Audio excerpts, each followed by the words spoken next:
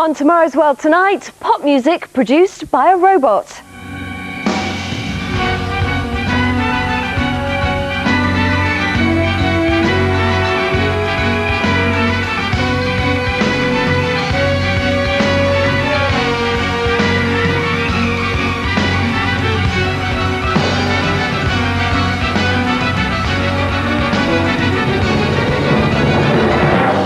Hello and welcome to the future. Tomorrow's World goes pop this week as artificial intelligence finds its way into the recording studio. In a moment, a world first, we'll be finding out whether robots can mix a pop tune better than a record producer.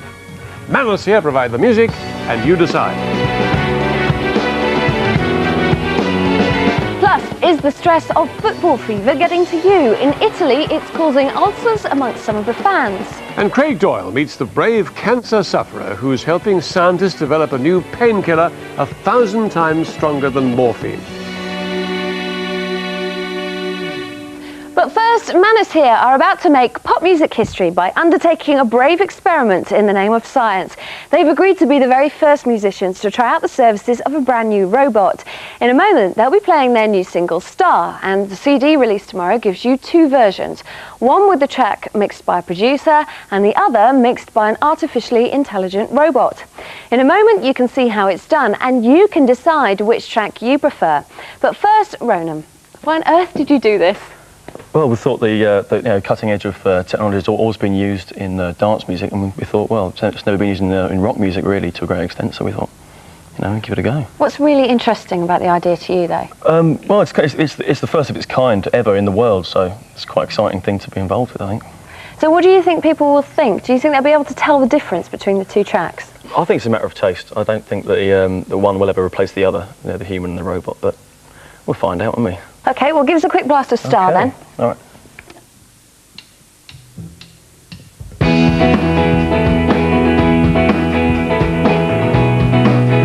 Last week, Manus, the four younger brothers of Elvis Costello, were hard at work in the studio recording their single, Star.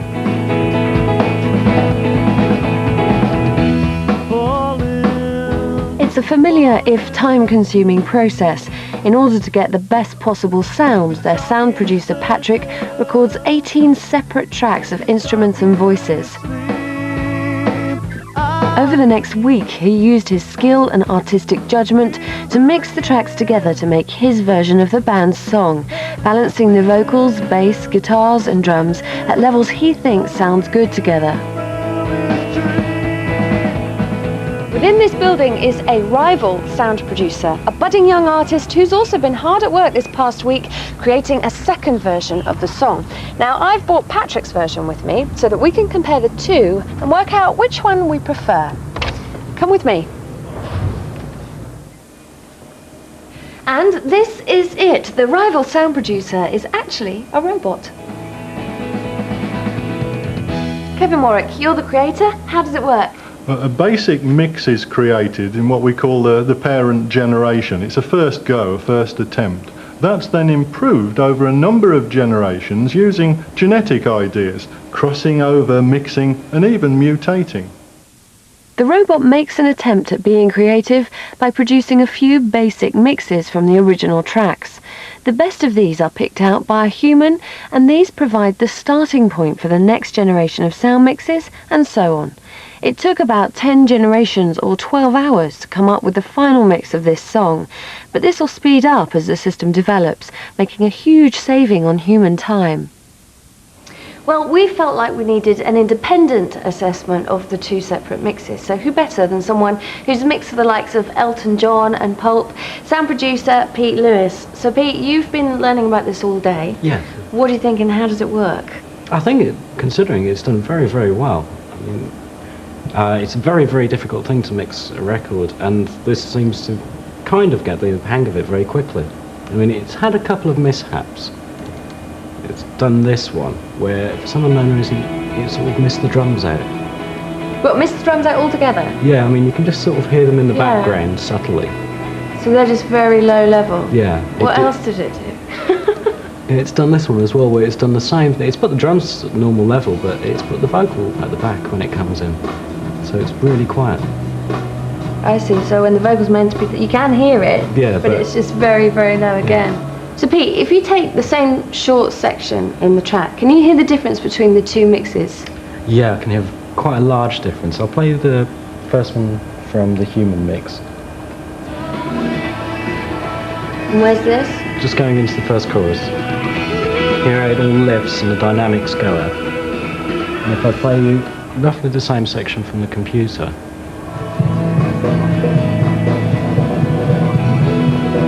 it doesn't have the same dynamic lift that you'd put in humanly. Using a non-technical term, it hasn't got the same oomph. Yeah, it doesn't jump into it.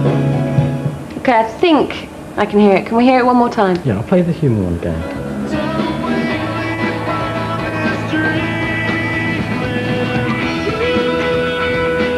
Okay, and this is the computer's version.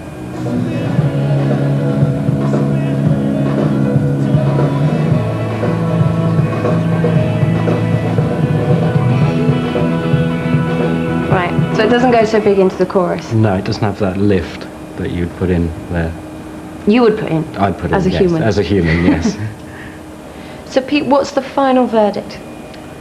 It's good, but it's not brilliant. It lacks the sort of human instinct to it, and it lacks the ability to make mistakes, which are sometimes the best things.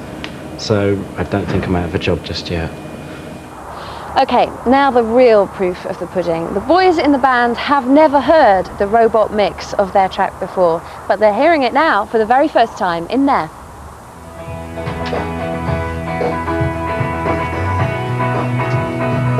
Bass drum's very loud. Bass drum, lots of bass drum. Yeah, that's good. Enough drums. Yeah. It's a bit muddy, it's a bit dull. It needs to be brighter. And the vocals not half as loud as it should be.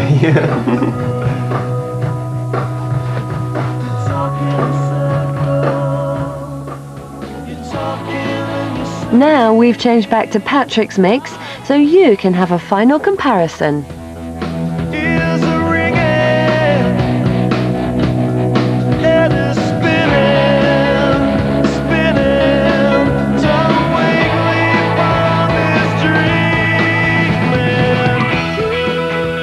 Well, you've heard the evidence, now you be the judge. Which do you prefer? If you prefer the human version, call 0891 800 301.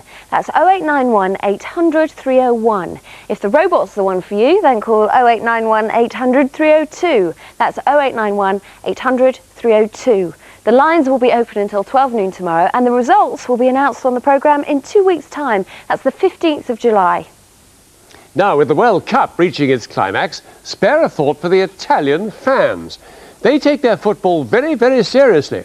So seriously, in fact, that one doctor in Florence has noticed that every time the local team loses, the queues at his stomach clinic get longer and longer. It seems every time their beloved Fiorentina lose, fans start complaining of acute stomach pain, similar to that caused by ulcers. Anya Sitaram unravels the mystery from the touchline in Italy.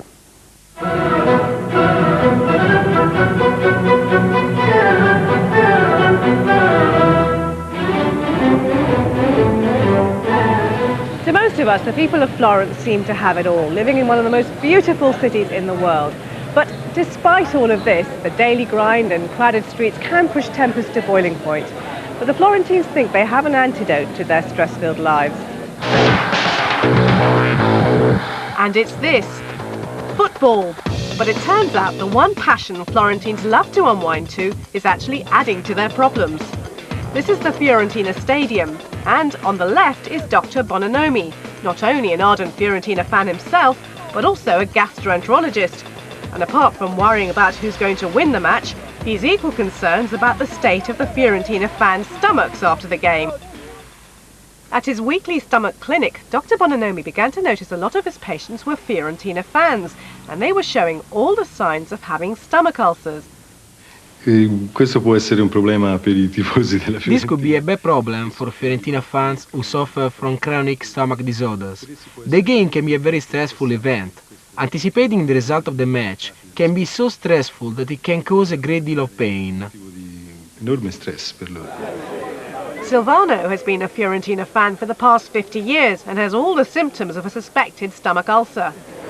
Questo sa, I really get upset if Fiorentina lose, especially if they don't play too well. And if we lose because the referee makes a bad decision, I'm even more angry.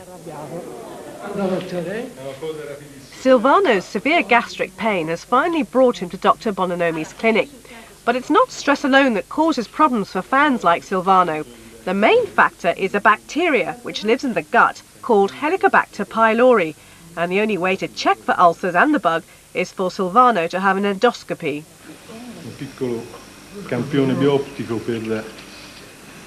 Using a tiny camera mounted on a flexible line, Dr. Bononomi passes the tube down Silvano's windpipe. He's looking for the telltale signs of stomach ulcers, tiny white specks on the wall of the gut. There are some white marks there. Are those ulcers? Yeah, it's small ulcers. Because Dr. Bononomi has found ulcers in Silvano's stomach, it's almost certain he's carrying the bug. But to be sure, he takes a sample from the gut lining to be analysed in the lab. Although stomach ulcers are caused by the H. pylori bacteria, the condition can be aggravated by stress. Dr. Bononomi is convinced that Fiorentina fans like Silvano get so worked up, it's enough to bring on a bad attack. At the moment, the only solution open to him is a dose of powerful antibiotics, killing the bacteria. But it's only a temporary measure. Antibiotics is only a short-term measure. The problem is that antibiotics may not kill all the bacteria, a few may be left. When the complaint flares up again, the bacteria modifies itself, making it resistant to the antibiotic used the first time around. The bacteria can return in a matter of weeks, and the patient is back to square one. But things could be about to change. Doctors in Italy are working on a vaccine which could mean the end for the H. pylori bacteria.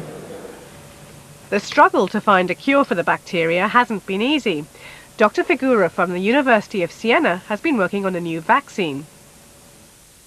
The problem is that when it's infected with the bacteria, the body activates the wrong type of defense cells. Instead of killing the bug, they inflame the stomach wall, which can cause ulcers. But the vaccine changes the body's natural immune response, switching on the right type of defense cells, which kill the bacteria. Vaccine works, and works because it induces a better immune response, a better and a different immune response, which is more protective and which prevents the bacteria from adhering to the gastric mucosa.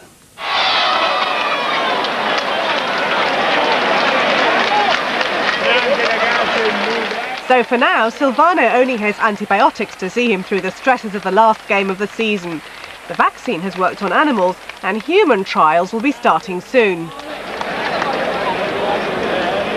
If the trials are successful, Fiorentina's fortunes will no longer have any bearing on the health of Dr. Bononomi's patients, because the vaccine will have kicked the H. pylori bacteria into touch.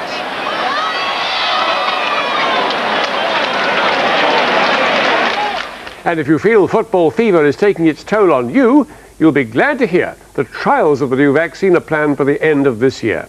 And if everything goes well, it'll be widely available by the year 2002, much to the relief of football fans everywhere.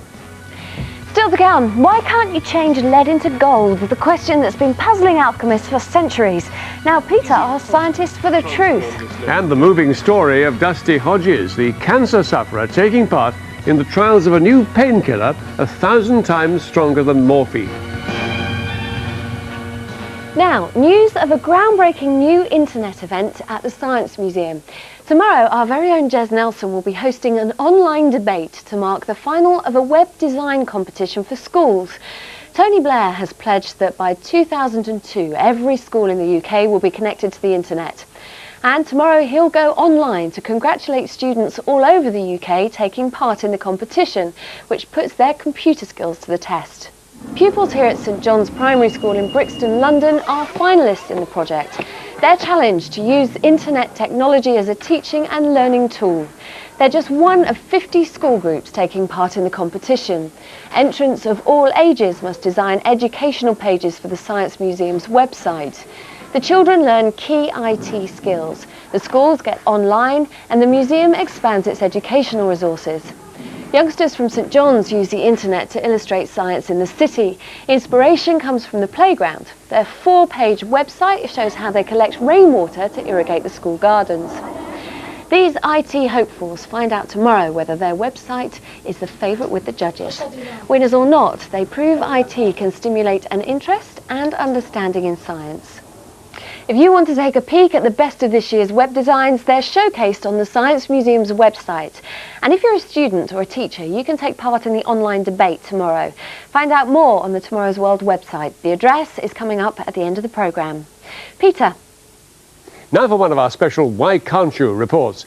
We're answering all sorts of your questions, from the everyday to the out of this world, from why can't you stop the number 16 buses from all coming at once to why can't you travel through time. We've had the answers from the best brains in the country, and this week the challenge to science is sent in by Jamie Robinson. My name's Jamie Robinson. I'm sick of being broke. What I want to know is why can't I turn lead into gold? Thanks very much for your question, Jamie. Gold has been a source of wealth and power for centuries, and it still is today. That's why this stuff is locked away here safely in the vaults of the Scotia Mercator Bullion House in the City of London. Gold is so valuable that people have dreamt for years of somehow being able to transform a useless block of lead like this into a gold bar like this. Now this weighs 12 kilograms and it's worth £70,000. And why is it, people say, that somehow the scientists have failed so far to make that dream come true? It was the Greeks who first thought you could turn one element into another. They thought everything was made up of a mixture of earth, air, fire and water. Mix them in the right quantities and you should be able to make anything you wanted. Today we know that elements are made up of atoms. At their heart is the nucleus, made up of a unique mix of neutrons and protons. That's what decides the element's character. Now, the mix of particles in lead is not very different from the mix in gold, so in theory a small change should turn one into the other. But can it be done? Dr. John Hassard is a nuclear physicist at Imperial College. Now, is it possible to transform this lead into gold? It's certainly possible. It's not a great idea economically, and the reason for that is that when you make gold atoms out of lead atoms, you do it on an atom-by-atom basis. OK, when you've got your atom, how then is it possible, theoretically at least, to make your gold out of lead? Well, we can illustrate that by regarding the atoms, the nucleus of the atoms, as marbles, and we've got some here. Let's assume this is the atomic nucleus of lead. Now, to make the gold out of the lead, what you have to do is remove 7 of these neutrons and 3 of the protons, and you're left with the gold nucleus itself. But unfortunately, it's not that simple. You can't just select individual protons and neutrons and remove them with a type of atomic surgery. The only way is to bombard the nucleus, hoping to knock off just enough to leave you with gold. It's as random and crude as playing marbles. But is there any way now that we can do the surgical operation of separating out the 3 protons and 7 neutrons? Yes, we need to get enough energy into the lead nucleus to disrupt it. It's just that the probability on a nucleus-by-nucleus basis of losing these 7 neutrons and these 3 protons is small. You'd have to use an accelerator where you put large numbers of typically neutrons into the nucleus, and occasionally you'll get a gold atom being produced. So has anyone done it?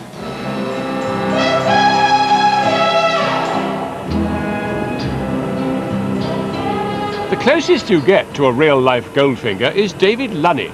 There's only one place in Europe that can produce enough particles and enough energy to do this type of atomic alchemy, and that's here in Geneva. Essentially, I'm a latter-day alchemist, turning lead into gold using a nuclear reaction. But nonetheless, it amounts to the same thing.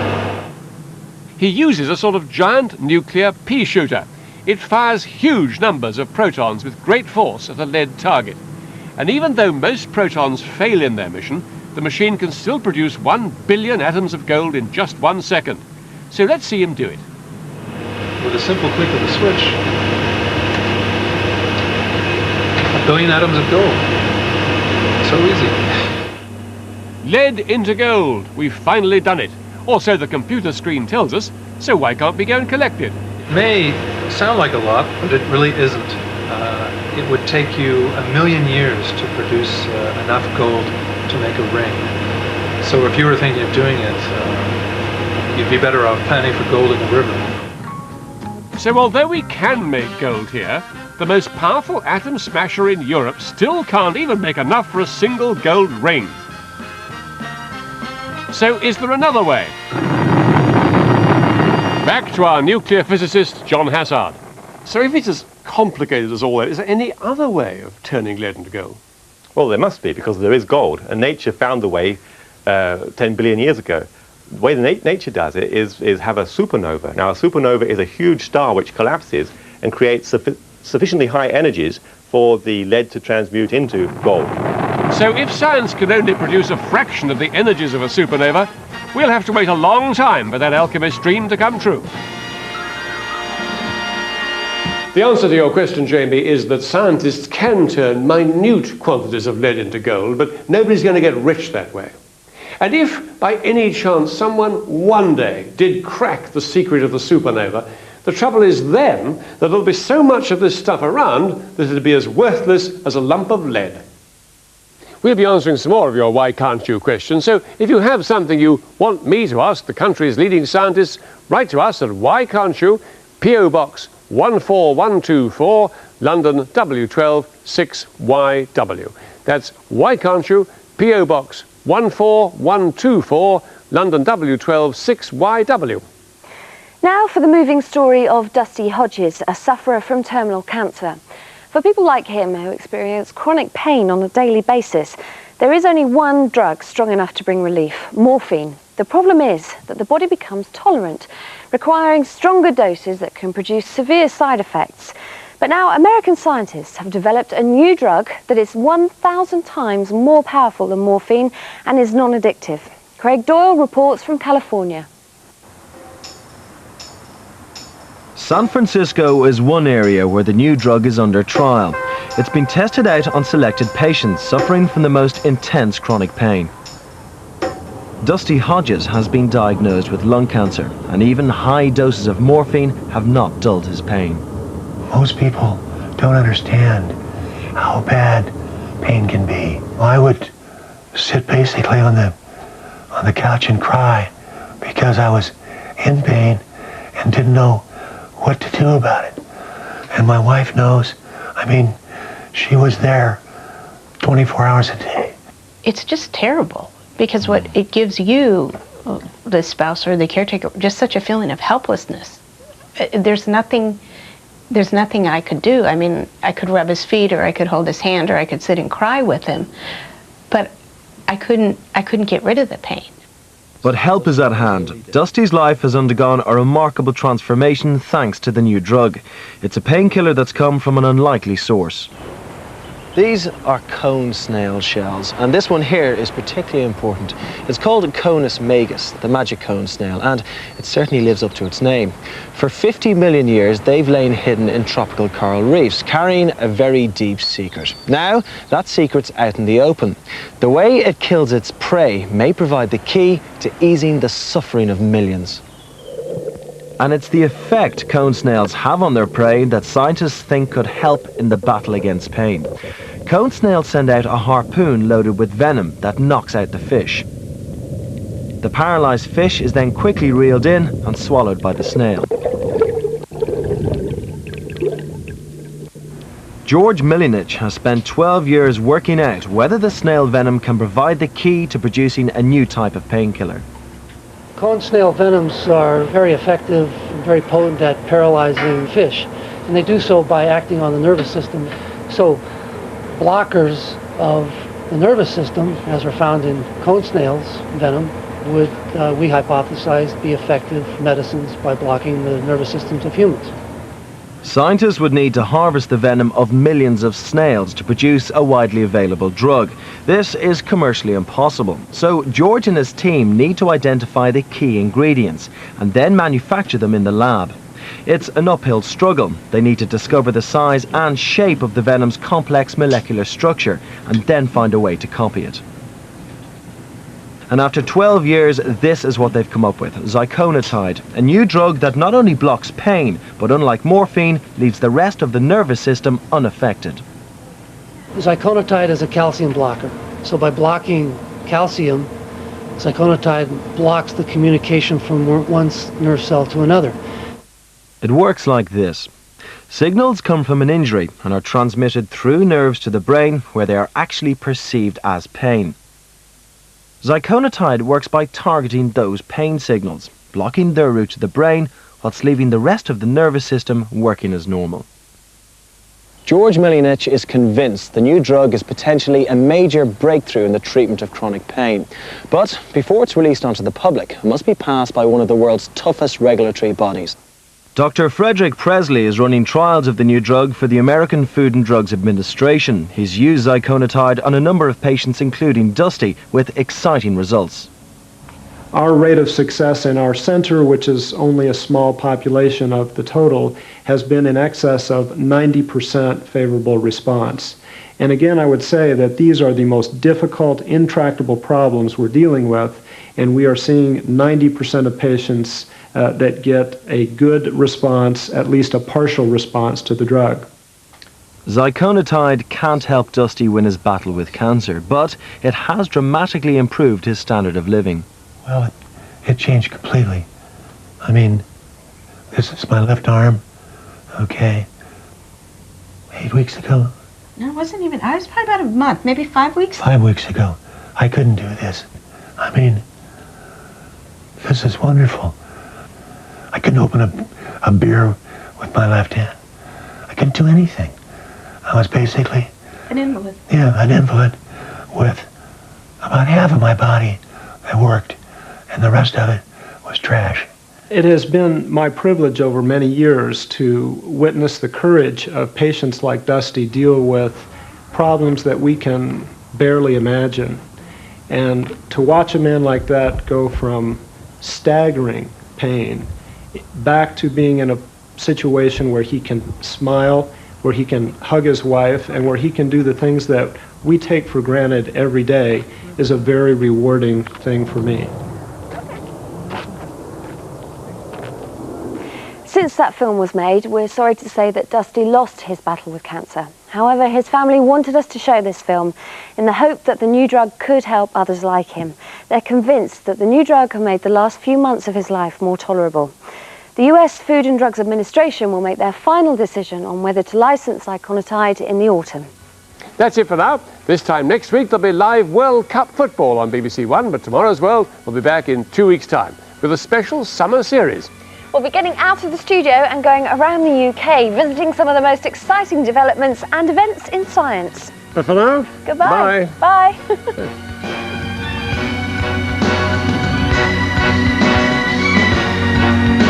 Next tonight on BBC One, some birthday surprises in Albert Square.